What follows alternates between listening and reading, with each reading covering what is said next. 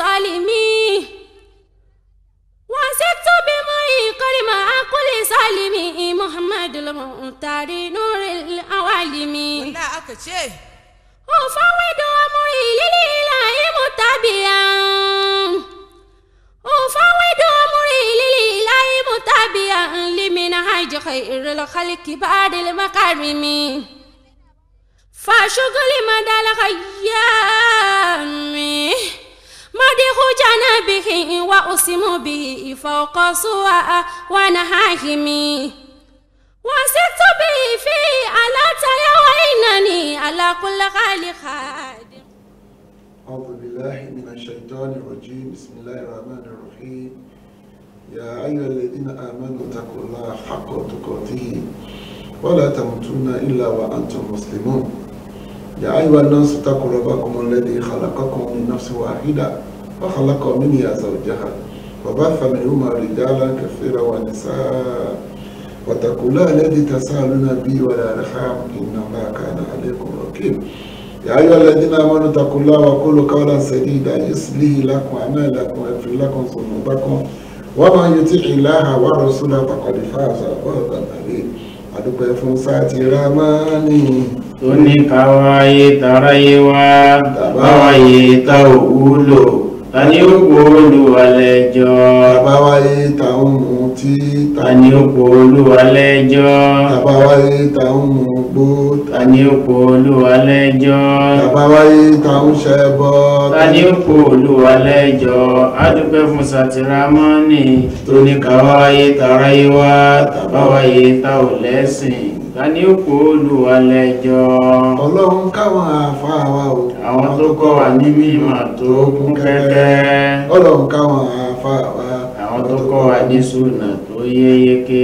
Allahu gayatuna wa rasulu sayyiduna wa qudwatuna wal qur'ani dusturuna wal jihadu sabiluna wal mautu fi sabilillah asma amanina wal takum minkum ummatun yad'una ila al-khayr wa ya'muruna bil ma'ruf wa yanhauna 'anil munkar wa ulaika humul muflihun. Adúpẹ́ nígbà tá à ń dágbére níjẹ̀jọ́ tó àánà wà lórí làálà ni bóyá ọlọ́run àjẹkálẹ̀ wà ní ọjọ́ tèmi àná ọlọ́run ṣe kí ó rí bẹ́ẹ̀. Adúpẹ́ fún when we are departing last week we are hope and fear that no matter make it possible for us to be here this Sunday, and already we are here, and the program is still Wole Ola. It's an Islamic program, purely Islamic program, and we base all our evidence and reference on Quran, Hadith, and the saying or the view of the past pious presidents, those who are living witness to the revelation of the Quran. Ètò ẹ̀sìn ní ètò tí ẹ̀ wò yìí bá ṣe máa ṣe láti bí ọdún 12 sí 3 kí la máa ń lò náà bẹ̀rẹ̀ pé kí ni Ọlọ́run bá sọ, kí ni Ànábì sọ, àwọn tó wà láyé ìgbà tí Quran sọ kalẹ̀ á ju gbogbo àwọn afáàyè lọ. So kí ni Ọlọ́run sọ pẹ́tà tá a máa bí ọ̀rọ̀ wà lé lórí ni Alhaji wa Sharafa Salman àni wọ́n jẹ́ olùgbọ̀wọ́ ètò tèmi ní ìrántí bàbá àti màmá wọn Akínọlá kọ́nàkọ́bá àforíjì àwọn méjèèjì bẹ́ẹ̀ ládùúgbò fún Malo Petroleum Nigeria Limited Alhaji Ibrahim Ọlásùn campaign Kásùnù àti Alhaji Asọ́lá àti Tọ́pẹ́ Kásùnù àdúpẹ́fẹ́ náà wọ́n àfọwọ́nà màkánà àníyàn. Ní a ti wà nínú oṣù Zulhijjah nítorí ká máa ṣe tó pọ̀ olóòtú Allahu Akbar Allahu Akbar Allahu Akbar la ilaha illallah Allahu Akbar Allahu Akbar walillahil hamd. Nítorí gbogbo ọmọ ṣe ń sìn nìyẹn kò ń ṣe níjọ́ ọdún la máa ń bẹ̀rẹ̀ o rárá o níjọ́ bá ti bẹ̀rẹ̀ Zulhijjah báyìí láti bẹ̀rẹ̀ takbir tahlil wa tahmid. Immediately we start the 12th calendar month, Zulhijjah, we should start celebrating the praise of Almighty Allah by doing takbir, by doing tahmid and tahlil. And you know, we have a lot of azkar recommended by the Prophet. Particularly, there was a saying where he said, Kalimatani afifatani fil lisan, fakilatani fil minzan, abibatani daraman, subhanallah wa bihamdihi subhanallah. Ẹ̀rí Ànábì ní kẹ́límà méjì kan wà ó kéré láti pè jáde lẹ́nu ó tẹ̀wọ̀n lórí òṣùwọ̀n ọlọ́ba sì nífẹ̀ẹ́ náà ní mímọ́ fún Ọlọ́run ọba tí ọpẹ́ tọ́ sí mímọ́ fún Ọlọ́run ọba ẹ̀yẹ. So the two words are very light in pronounce but weighty on the scale of Almighty Allah, and Allah loved that two pronouncement. That is, glory be to Almighty Allah, and the Most High, glory be to Almighty Allah, the most grateful. Because when we started this month, up to the 9th of the 9th of the month, that is day of Arafah, that's on Thursday, we should be celebrating the praises and giving thanks to Almighty Allah. So, la ilaha illallah, wahdahu la sharika lahu, lahul mulku wa lahul hamdu wa huwa ala kulli shay'in qadir. Ànábì ní kò ṣiṣẹ́ olóore tó dáa jù kọjá àsìkò tá a wà yìí. Yàrá pé àyàmù àṣìta ní àṣìta àyàmù àwọn ọjọ́ mẹ́wàá ta ní ọjọ́ mẹ́wàá sùdíjà wà ń bẹ̀, mẹ́wàá mọ́ àrámù wà ń bẹ̀, àti mẹ́wàá tó gbẹ̀nu Ramadan wà ń bẹ̀. So aláfàá láti máa gbà àwẹ̀ láti ìjọ tó ti bẹ̀rẹ̀ ní yàmù àrùbá ìjọ Wednesday ló ti bẹ̀rẹ̀. So Wednesday, Thursday, Friday, Saturday, Sunday. Any no joking you or joke. So by Thursday, I'm on Arafah. So Arafah ẹ̀ bá àti wá lè gbẹ́ta tí ń sọ̀bọ̀ ká gbìyànjú ká gbà lọ́jọ́ Arafah. Tó bá gbé tó bá gbà lọ́jọ́ Arafah, ó máa pa ẹ̀ṣẹ̀ odidi ọdún méjì rẹ̀ fún ọdún tó ti lò kọjá àti tó máa lò. So if you cannot fast from last Wednesday, we should try as much as we can to fast on Thursday, coming Thursday. This fasting is recommended for those who are not on Arafah. Kala na wa ni Mecca ni anigba. To to ba ti wa Arafah ko le gba. Because the reward is that Allah is going to erase your shortcoming, your sins, the previous years and the coming year. So it's better for us to keep it in mind. Kò ní àníyàn kankan bá wà ní káàkiri. Tó bá jẹ sààrì, Allah, tó bá jẹ sààrì wasana. This one is very different from Ramadan. You don't have any intention. If you have the power, the ability, you can take your sahur. If not, you can fast just like that, just to have that reward. So you can feel come. So I'm our follow Obama. Then the ọdún, I'm a tete kill. Although I'm like it, I will like it. That's not it. That's not it because of this COVID-19. But we are in our house, we can observe it. Our family alikidi nilewa, alikidi nilewa taburume. So, and sooner to one ni pé ní jẹun ká tó Eid. We are not going to eat before perform our salat Eid. So, ìyàtọ̀ tó wà bẹ́ẹ̀ nìyẹn tí àwẹ̀ á jẹun. Àmìlẹ̀ tó fẹ́ lọ pọ̀ mẹ́, ó jẹ́ ló fẹ́ jẹ. So, a máa sọ pé ta ló lè gbà àwẹ̀ àtàwọn tó so mọ́, àbí ta ló lè pẹran àtàwọn tó so mọ́ ọ̀rọ̀ ẹ̀rọ.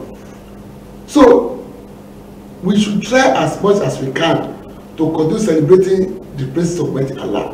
Kama tabali gbàgbé kó dára wọn sábẹ́ méjì kan wọ́n máa lọ sáàrin ọjà wọ́n máa pariwo la ilaha illallah la ilaha illallah wahdahu la sharika lahu láti lè bá àwọn èèyàn létí, just to remind people, because you are buying and selling, they forget to celebrate the praises of Almighty Allah. So àwọn ní ọ́fíìsì ni o, àwọn abiṣẹ́ ni o, ká máa ṣáàbì ọlọ́ọ̀bá tóbi torí pé ládẹ́ ẹ̀ pọ̀ gan. Oṣù bẹ́ẹ̀ nínú ọdún 4041 verse 42 kàlẹ́ndà táwọn àǹkà tó lákọọ́lẹ̀ nínú Quran verse 36 ọlọ́ba ní oṣù méjìlá lòun náà mọ̀ mẹ́rin tó ṣú ọ̀wọ̀ bẹ́ẹ̀ ni fi yọ àdísì kó náà nìyẹn nínú oṣù náà láwàáyé Zulqa'dah, Zulhijjah, Muharram wa Rajab. That's why I cannot separate hadith from the Quran, because you cannot get full of the Quran if not the hadith. So do not just condemn for condemnation's sake. Go and learn the science of hadith. What I'm saying here, ẹgbẹ́ ọgbẹ́ àdìsí kò dá ajẹ́ kó nímọ̀ ń pẹ́ nígbà tó máa secondary school bá kọ́ dẹ́mu from our university àyẹ́bẹ̀rẹ̀ ọmọ òwe nìyẹn. So Allah said we have 12 calendar months, and out of these 12 calendar months we have 4 sacred: the 11th, the 12th, the 1st, and the 7th. So ẹjọ́ torí tọ́lọ́ ọ̀làyàwó ìsìnlẹ̀ ọjọ́ Monday ká gbìyànjú kárí pé tábà wà lọ́jà àwọn abiṣẹ́ ni ká máa fọ orúkọ lọ́wọ́ àmọ́ títí di ọjọ́ Thursday tá máa gbà wẹ̀ by the Friday aṣọdún. Now táwọn lẹ́tọ̀ọ́ láti pẹran wàá gbọ́dọ̀ jẹ́ mùsùlùmí tó ń tọ́ka sí pé kèfèrí ò lè pẹran, ẹ̀tọ́ bá gbàgbọ́ nínú Judaism kò lè pẹran, gbogbo ẹni ẹ̀sìn tí wọ́n yẹ pé gbàgbé ẹyọkọ lọ́wọ́ ànábì ló jíṣẹ́. So tẹ́bàárẹ̀ tó wá pé ọgbà mùsùlùmí ló ń jẹ́ àmọ́ lójúbọ bóyá nílé ẹ̀ ní o, láàfin ẹ̀ ní o, lọ́fíìsì ẹ̀ ní o, kó má pẹran. Tó bá pẹran àsun ló ṣe, òṣùyà ló ṣe. if you have shrine, either in your palace, in your house, in your offices, anywhere that you have, even in the marketplaces, do not trouble yourself by slaughtering ram, because Allah only called the believers. And if you know the history of the first person to slaughter ram, you don't even try to do it. To buy my ìtàn, ẹ̀dọ́ kọ́ pẹ̀rọ, ọ̀tá ìbídí ni, Ànábì Ibrahim, wọ́n lè ká mọ̀ pé òṣàtẹ́ ẹ̀sìn ọ̀lẹ́ ni, ó wọlé lédi báyìí ló mú àké ló gbé fún ọ̀ṣà, Kùránì ni. Kó lè tó ṣe ọkọ̀ ṣe tẹ́sì fún wọn, ó kí wọn kàn dá ló, ó ní gbogbo oúnjẹ jẹ́ oúnjẹ yìí dùn, ẹ bá mi jẹ́ ọ̀dà bẹ́ẹ̀. Kùránì tó pé kọ́kọ́rọ́ àwọn ń gbà yà nìkan máa ṣubú, ó wá gé wọn wẹ́lẹ́wẹ́lẹ́ jù sí à. So, lákùn dínú kún wà ní ẹ̀dín, balógun ní ẹ́, Baṣọ̀run ní ẹ́, Àṣìpa ní ẹ́, Àró ní ẹ́, máa gbádùn, ìṣìmọ̀ ṣètò ẹ̀ẹ́dẹ́ka máa yìí tó, ikú bá pẹ̀lú kálukú wa. Bákan náà lẹ́ẹ̀lẹ́ gbẹ́rọ lọ́wọ́ aláwọ̀. If you are an idolater or idolatress, you believe in Ògún, Ṣàngó, Ọbàtálá, Nanakuku, etc., do not try to slaughter them at all. You are not invited. Allah only call those who believe in Him totally. And as a Muslim, unless it's your landlord or it's your master, I don't want him to harm you. You can collect that ram and give it to the Assyria Bubadi Allah. Give the ram to the beggars, to the less privileged, to the indigent, to the vulnerable. Only God will confirm Mala to Toro. You will go to jail. Ere ìwọ ni o, torí pé tó pẹ́ wọn yẹn kò gbàgbọ́ nínú Ọlọ́run. Inú sọ́tún hajj Quran 25:73-74 ó tẹ bá fẹ́ pẹ̀rẹ̀ ẹ̀dá kọ́ náà bá sí Bismillah Allahu Akbar. Ẹ̀rọ àlájá sàfúrà rẹ o, ẹ̀rọ àlájá kàmọ́rò rẹ o, ẹ̀rọ wọn dá oko èèyàn sórí ẹ̀rọ fẹ́ ṣẹbọ. You don't need to mention the owner's name on the ram. No. Just say Bismillah Allahu Akbar. O lè pa ràkúnmí, o lè pa kẹ́tẹ́kẹ́tẹ́, o lè pa àgbò, o lè po búkọ, o lè po gúnfẹ́. Àmọ́ àgbò ló lọ́lá jù. O lè pa màálù náà. You can kill ram, you can kill camel, you can kill donkey, you can kill sheep, you can kill goat. O wà lágbára gbogbo yẹn pàdé. O pẹ̀rọ léyà o, àmọ́ o wà family ẹjọ́ jẹ yẹn. O tún wá lè pàgbé. O tún wá lágbára gbé pẹ̀fọ́. Má lọ yáwó. Má ta tẹ́tẹ́ wówó ẹran, má lọ fọ́n gíláàsì fọ́n táyà mọ́tò, o gbá rádá o, má lọ ta gbogbo tọ́jú kan má tàbí kókè bí ẹran ibi nílùú gbọ́dọ̀ bí ẹran yìí o. Do not find the money of ram in unlawful way. If you are selling anything intoxicant, don't kill ram. If you engage in puncture tire, breaking glasses, don't kill ram. Don't go and play betting to get ram money o. You are just trying exercise in futility.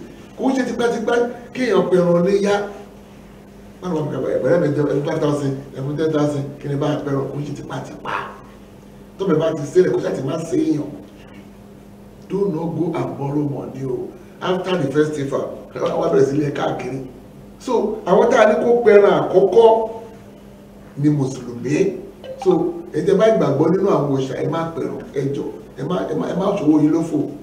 Ẹ má ṣòwò yìí lófò. Akúti jẹrẹ ká tó ṣe léyà. Táwọn gba ilé àti máa jẹun. Ọ̀rọ̀ bá ń tẹ máa wá patọ́. Ẹ̀jẹ̀ ń bẹ̀. Èyí tẹ pẹ̀rẹ̀ ẹ̀jẹ̀ ń bẹ̀. Gbogbo ẹ̀ mo ti hàtọ̀. Do not distribute everything. Allah said eat out of. It is Quran text. Quran 25:73. He said eat from it and give to those who are contented and do not ask. Ọlọ́ba tóbi o. Ó ní ẹ fún àwọn tí wọ́n ní tọrọ àmọ́ tí wọ́n ní ìdí ẹ̀. They won't ask. But just give it to them. And why fún ọ tó máa ń tọrọ? We will not provide you for. Give those who ask and give those results ask. And do not make it trade by bad. All that call it.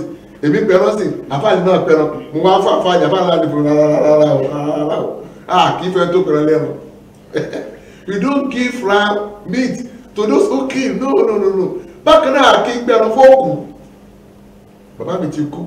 Ìyá mi ti kú. No. Wọ́n ti pẹ̀rọ mọ́. Ẹ máa pẹ̀rọ fúnra yín. You do not kill ram for the dead. Only for the living. Ẹni máa ń pẹ̀rọ fún Kàdíjà. No, ẹ̀rọ ilé ẹ̀kọ́ ló gbà fún ọ. Kàdíjà used to give food to the less privileged when she was alive. So after his death, Sasalam used to do it for those who in continuity sadaka. so bàbá wa ti kú kálí máa jọ fi péjọ ẹ pé máa pẹ́ lórí ara yín má pọ̀ lórí bàbá yín kí pẹ́ẹ́rẹ́ tó ti kú. bákan náà ẹni tó bàlágà ló lè pẹ́ràn o bára ló tó bá ti bàlágà is when you attain the age of maturity. A man when he started ejaculating, a woman when he started menstruating, tó bá ti bẹ̀rẹ̀ sí ní ìsúnmọ́bìnrin lọ́kùnrin ó ti lè jẹ́ tó bá ti wà náà lórí lóbìnrin ó ti ṣe nǹkan oṣù ó lè pẹ́ràn.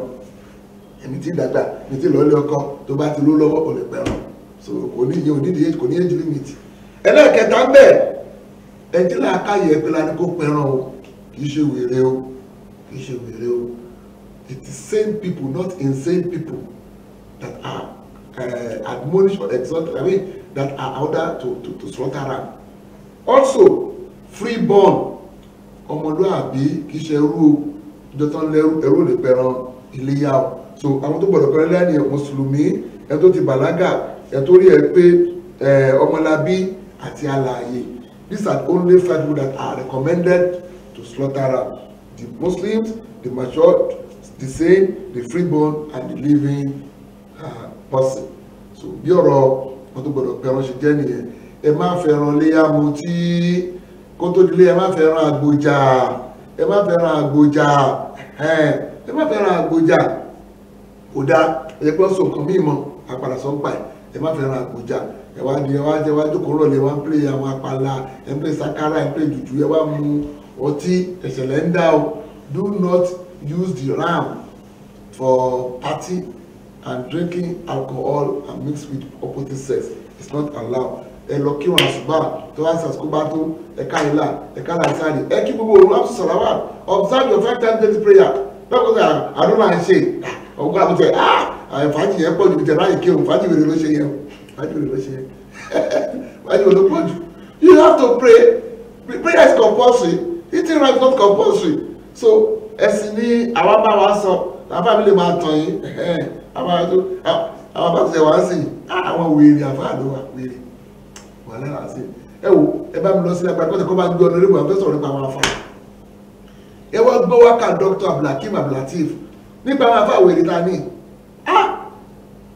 tó bá fẹ́ ṣẹ̀sìn lọ nímọ̀ ìmọ̀ ló làdé ní táwa yìí ẹni tí ò bá nímọ̀ aṣẹrú ayé yóò ṣẹrú oṣó yóò ṣẹrú àjẹ́ yóò ṣẹrú ẹran àti adìẹ yóò rà bẹ́là fún wòlíì èké màálùú dúdú yóò rà fáwọn afá èké yáṣẹ́wù yóò máa bá ká á máa gbé àfàwà gbọ̀ ó lè tó dábẹ́ ọgbọ́n ẹ tó ń bẹ̀rọ̀.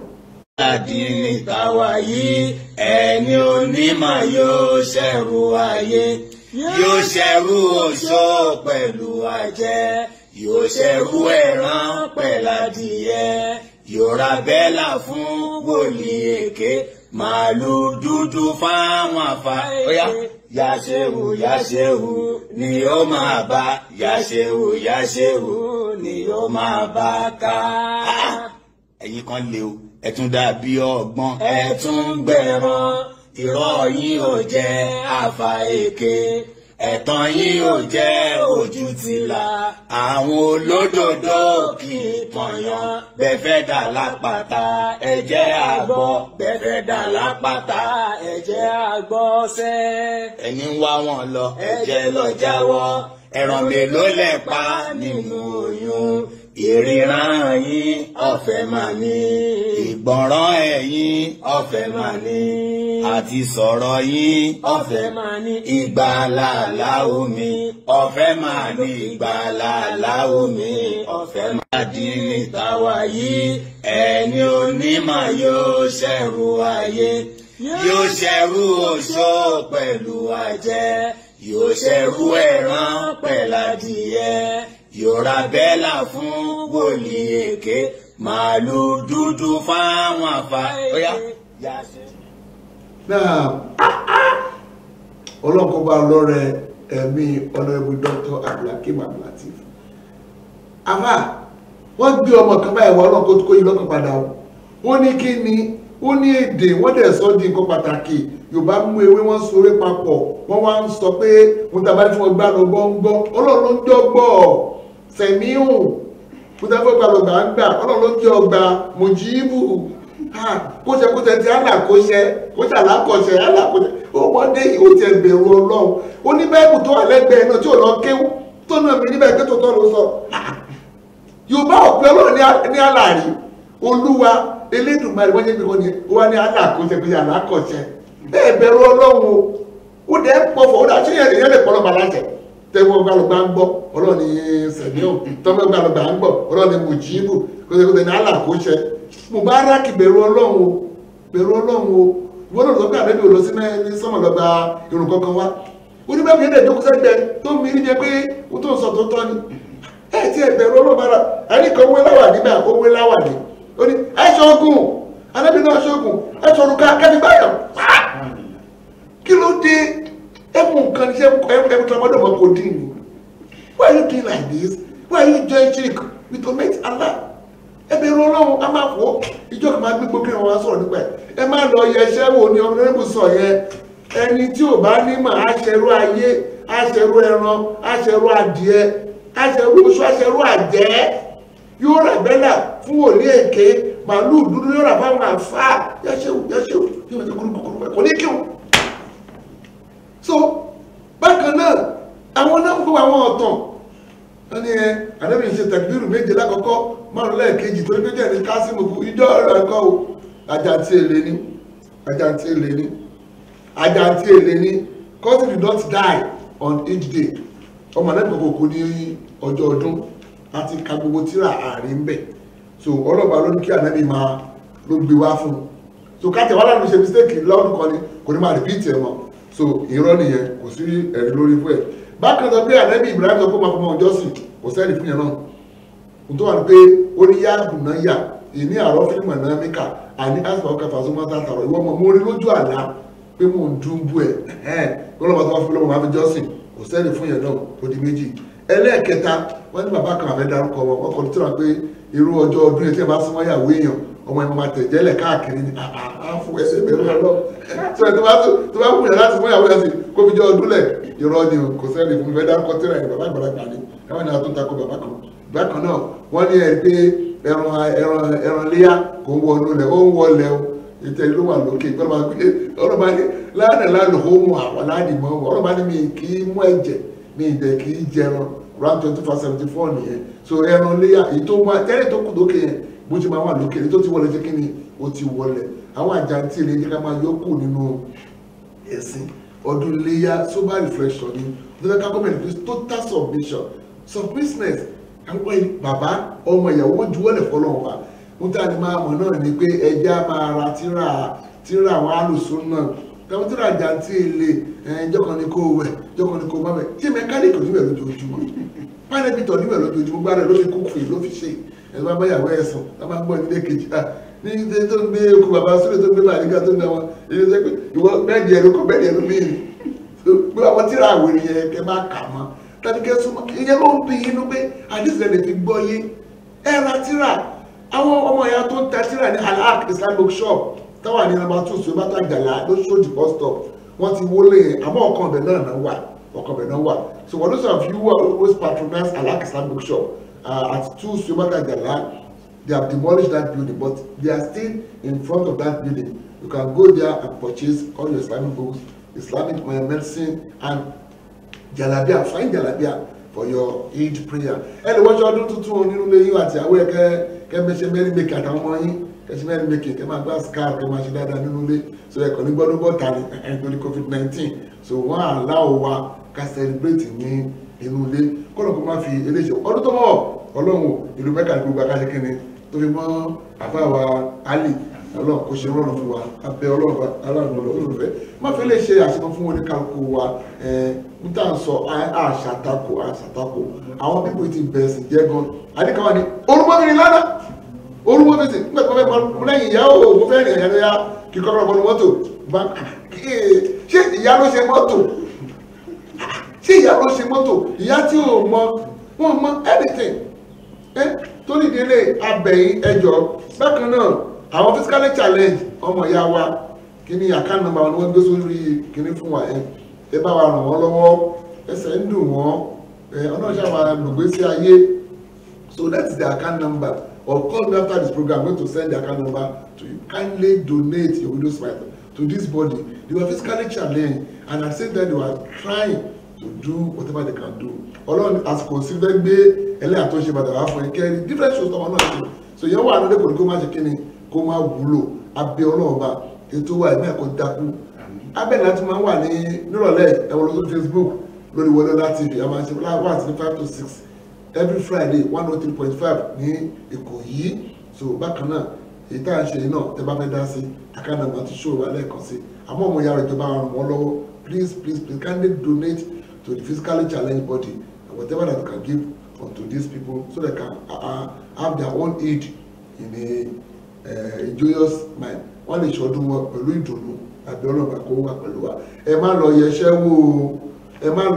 wò kò síṣẹ́ yíyẹ wò à ń tẹ yẹ̀pẹ̀ à ń wo omi à ń wo tẹ̀sùbá kò sí tẹ́ yíyẹ wò nínú ìsìlámù kódà kò sí nínú bíbélì bébí ṣe mọ́ o Deuteronomy 13:1 Jeremiah 14:14 ó ní bí wòlíì kan àbí alálà kan bá wù láàrin yín tó wá ṣiṣẹ́ ìyẹn lọ́dún pé wà lọ sí ọlọ́ba ní tiwọn ó ní àti wòlíì àtàlà ẹ̀ máa tẹ̀lé wọn o kódà bẹ́ẹ̀ ni ẹ̀yin kẹ́sẹ̀ kí ni kẹsàn lóko àwọn arábí ti da lérú gan kí wọ́n fẹ́ ṣiṣẹ́ kankan rárá.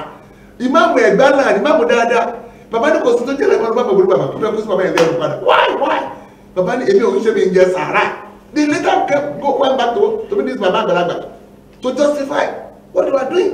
Go and find vocational work do for organizer kò lè bó ṣe bá tó wá mímọ́ bàtà yìí kò lè bọ́ọ̀lù ọmọ oúnjẹ wọ̀tà ọ̀n tún fóònù ṣe iṣẹ́ ńlá ni padà máa gbalada padà máa kírun àmọ́kọ́ ọdún ìgbẹ́ ọ̀fẹ́ gba díẹ̀ máa wọlé àgbà ọ̀gá àwọn líìdì ọmọ abẹ́ ẹ̀kúta àwọn ìlàgbèjì tó ní káàkiri onílẹ́yìn o so o lè kọ́jú lérò ìdìbò tó lọ wọ́n máa ń gbá àwọn èèyàn àtọ́ ìwà náà ìgbẹ́ ìwà náà fẹ́ gbàwé ìgbèlú o ti lásìkò lọ́wọ́ nìyẹn owó ṣe gbà àfọ̀ṣe gbàwé ìgbèlú àfáàtò olùgbẹ̀dàdó ìgbèlú owó ṣe gbàwé ìgbèlú kò tó àbá sí Nàìjíríà ìgbèlú kó ká kún rọ́jú ni àfáà ní owó ìgbèlú kò ní sáà lọ́kọ́ máa lọ gbé Amẹ́ríkà má jẹ́ kó gba àdìhú ní asitaji black Quran 40:6 kọ́lọ̀ mẹ́tì àlàlá ìgbèlú àṣà ẹgbẹ́ ká tó ní nípò wákà wọn dáadáa àfẹ́fẹ́ ráńdọ̀ pé tó wà lẹ́nu lọ́sẹ̀ tó ń bọ̀ a máa sọ nípa àwọn nǹkan míì nínú Islam alájùwà Sharafadeen Salman adúpẹ́ fún ìrànlọ́wọ́ ètò yìí lórúkọ bàbá àti màmá yẹn akẹ́lá kọ́lọ́kọ́ fún ìjọba kó kẹwọn bákan náà adúpẹ́ fún Malu Petroleum inshallah kọ́lọ́kọ́ tó tún ká kó wa. Honorable Abdulhakeem Abdulateef ẹ bá mú wákà ìwá o káfí dágbére títí di ọ̀sẹ̀ tó ń bọ̀ bísímìlá. Yàṣẹ́wù ni ó máa bá yàṣẹ́wù ni ó máa bá ká. Ẹ̀yin kan lè o ẹ tún dàbí ọgbọ́n ẹ tún gbẹ̀rán irọ́ yín ò jẹ́ àfà èké ẹ̀tàn yín ò jẹ́ ojú tìlà àwọn olódodo kì í tọ̀yàn bẹ́ẹ̀ fẹ́ dà lápáta ẹ jẹ́ àgbọ̀ bẹ́ẹ̀ fẹ́ dà lápáta ẹ jẹ́ àgbọ̀ sẹ́. ẹni ń wá wọn lọ ẹ jẹ́ lọ jáwọ́ ẹran mélòó lẹ pa nínú oyún ìríran yín ọ̀fẹ́ máa ní ìgbọ̀nràn ẹ̀yin ọ̀fẹ́ máa ní àti sọ̀rọ̀ yín ọ̀fẹ́ máa ní ìgbàlàlà omi ọ̀fẹ́ máa ní ìgbàlàlà omi ọ̀fẹ́. Wọlé ọ̀la àwa yóò bá Muhammad wọlé ọ̀la. Ọlọ́run á jẹ́ ká bá Muhammad wọlé ọ̀la àmì ẹ̀ pọ̀ ṣùgbọ́n àmì nìkan ò rán o. Ànábì ti sọ pé ẹni tó bá nífẹ̀ẹ́ ṣe sí òun yóò fẹ́ràn òun ẹni tó bá sì ti fẹ́ràn òun náà ni yóò bọ́ òun wọnú ọgbà àdìjọ́ náà onídẹ̀ra kí wá làwọn ìṣesí ànábì gan-an lè tó wọlé ọ̀la dálé lórí. Wọlé ọ̀la ẹ pàdé Imam Komorudeen Àjàlá àti àwọn gbajúgbajà dáńtó onímọ̀ ìjìnlẹ̀ àfáà tá a máa gbà lálejò ní gbogbo ọjọ́ ọ̀sẹ̀ Sunday aago 10 sí 10 àbọ̀ àárọ̀ làǹfààní ètò wọlé ọ̀la yóò máa gorí afẹ́fẹ́ ní MITV Muri International Television. Wọlé ọ̀la 10 to 10:30 a.m. every Sunday. Wọlé ọ̀la àwòkọ́ṣe tó dára jùlọ fún gbogbo ẹ̀dá lára Ànábì ló wà.